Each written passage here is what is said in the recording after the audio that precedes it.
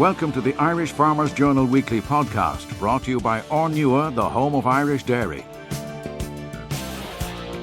Hello, Patrick Dunno here, news editor with the Irish Farmers Journal, and I'm joined by our Pedigree correspondent, Shane Murphy, to talk about the show season. Shane, the show season, over 100 years old, we have over 100 shows every year, but they're not without their challenges. We're seeing, and as Paul Mooney reports in this week's Irish Farmers Journal, the cost of running a show is getting more and more difficult. How are shows battling to survive, I suppose?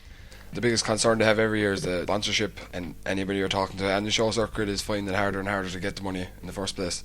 It keeps the towns going for a lot of places, it draws people in there, and we need to keep them going, definitely.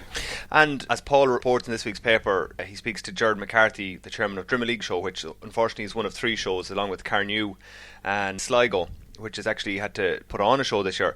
Prize money, you know, the show cost goes from 10,000 to euro just a stage, with prize money of half that. What are the type of costs that they're having to encounter just in order to open the gate on a Sunday or a Monday or whenever they're on? The biggest thing they're working on is volunteers anyway, so like there's no wage or anything going out. Most people there are local lads that are trying to support themselves. We'll talk about marquees, getting them up and running. As you said, the prize money to be won, that's a big part of it, and unless you have the prize money you won't get the entrance in the competition. And is it simply a matter of the likes of Tullamore, and no disrespect to them, but the prize money is going to attract the better animals to those things? They are, but like Tullamore comes with a prestige effect as well, and I suppose that's one of the biggest things the smaller shows don't have. I mean, many of the smaller shows you're getting €100 for the shows, which is good, like definitely cover your costs compared to the likes of Tullamore, but it's just, if you say, oh, you've won this small country show, it's looked upon differently as if you say you won Tullamore. And is it the case of, you know, you have an animal that you bring to the show, in one case it might be €25 to enter, the prize money could be €30, so it doesn't always cover the cost, but is it a fact that when you go to sell it in the mart or the fat stock sale or something like that, you have that rosette to sell? That's where it comes in big time. Like if you say your animal's won 5 or 6 championships this summer, like it definitely counts towards the end. Now, you know, it's good to get the training out of the way and stuff like that when you're bringing them to sales, and they always look better if they're being looked after all summer. And Shane, look, you're heavily involved in you don't just write about it, you're heavily involved in the showing side of it, and just take us into the mindset of somebody and the amount of work they have to do to get an animal ready for showing on the day.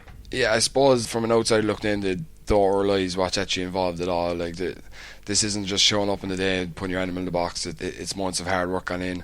The hair is probably one of the biggest parts of the beef animals. The hair growing on the animal to be looking their best on the day, and the feeding regime, and even from the minute the calf's born, like a lot of these calves would have been tied up since they're 2 or 3 weeks old, like, and you might be seeing them at a year and a half, so there's a long campaign gone into that. And how long does it take to get a young weanling calf haltered, trained, ready to stand to a tension inside the ring, ready for the judge to Again, cast it's the totally eye? different. Like why people might start younger is because it is a lot easier. If the animal's used to yourself, it makes it a lot easier, but I found giving them a bit of time isn't any better, because when they're too quiet they get too stubborn and halter.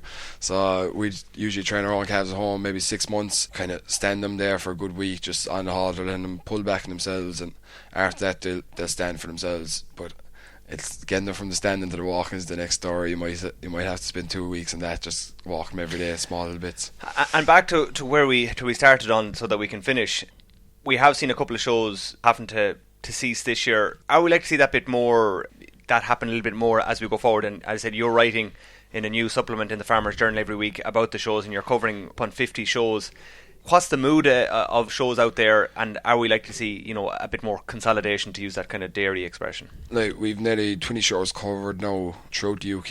It's just different breeds are taking off. Like we're seeing there's fierce turnouts of Herefords at the shows, where Angus might be a bit back down south, and again different parts of the countries, the west kind of tends to get that bit more at the shows as well.